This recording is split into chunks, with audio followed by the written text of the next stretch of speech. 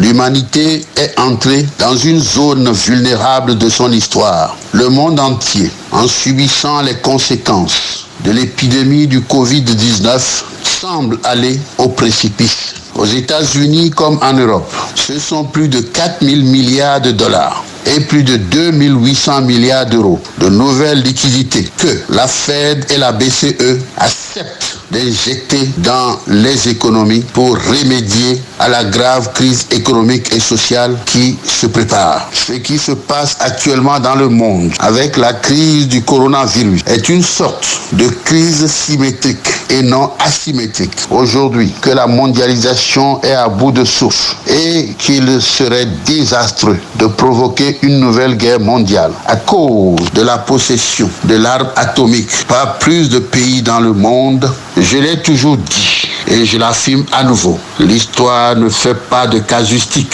Ses jugements sont absolus. Le président Faure Gnassingbé est abusé par des anciens responsables européens et leurs valets locaux. Pour éviter le chaos, il va falloir un changement radical dans la gouvernance de notre pays et écarter les vampires qui sont au cœur du pouvoir. Le Togo ne peut pas connaître la prospérité et les Togolais vivent en paix si nous ne réalisons pas que les patriotes doivent être ensemble pour construire ce pays et si nous ne développons pas le moral de notre peuple. Le Togo a un potentiel énorme et la nouvelle donne dans le monde nous procure l'opportunité de faire de l'aéroport de Niamtougou le centre de gravité du développement de notre sous-région. Ce sont les généraux Gnassingbé et Yadema et Yakubu Gowon qui avaient initié la création de la CEDEAO. Le temps est venu